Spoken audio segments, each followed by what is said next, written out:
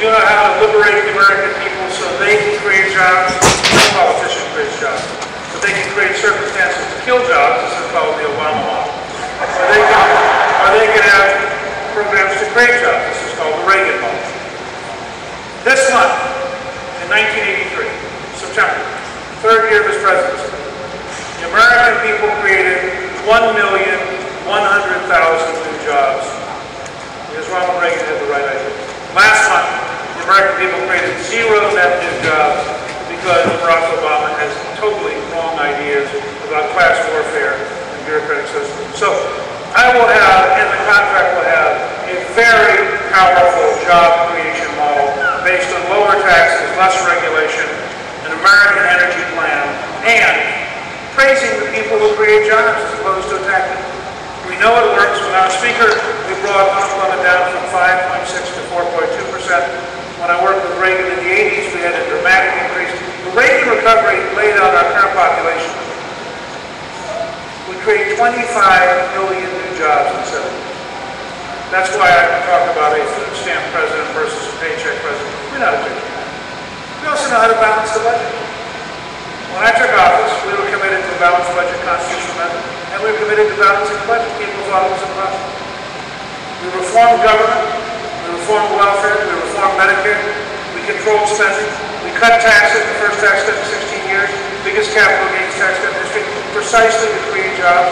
The best way to balance the budget is to take people off of unemployment, off of food stamps, off of welfare, and give them the jobs that they're paying taxes.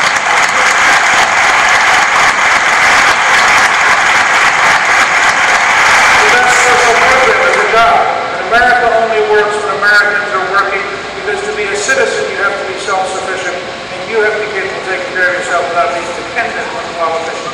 It's that straightforward. So we'll have a program for balancing the budget. We'll have a program for creating jobs. But I'm also going to pick up on Ronald Reagan's farewell address, where he spoke specifically about his concern about American history. As all of you know, I'm a historian by training. I believe deeply in history. My wife Melissa's here, and I'm very proud. She has a book coming out this weekend called Sweet Land of Liberty. It's aimed at 4 to 8-year-olds. It introduces them to American history and has Ellis the elephant take them through American history. I recently wrote a book called A Nation Like No Other, designed to deal with American history, and I just want to let all of you know I actually believe all the words that I wrote that are in my book.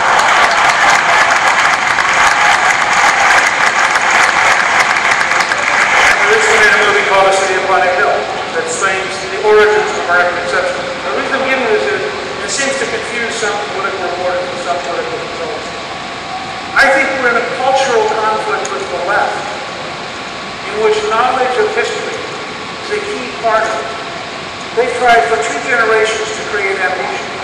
They've tried for 2 generations to make sure young Americans didn't learn about being American. I believe we should go in the opposite direction. I believe every first-generation immigrant should have to learn American history to become a citizen. And I believe every young American should have to learn American history.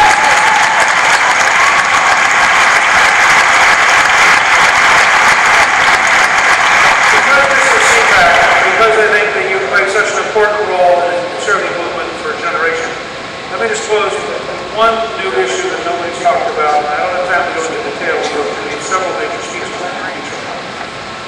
Time has come to rebalance the Constitution.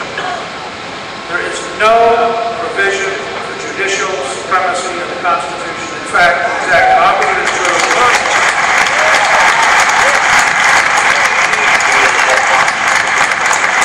Alexander Hamilton wrote in the Federalist Papers, the judicial branch would by definition be the weakest of the 3 branches, and they would always lose the fight between the executive and legislative branches. And I want to promise you, the key part of my campaign is to ensure that we implement what Hamilton said, that we rebalance the Constitution, that we teach the judges that they are in fact our servants, not our dictators, that they in fact should obey American history.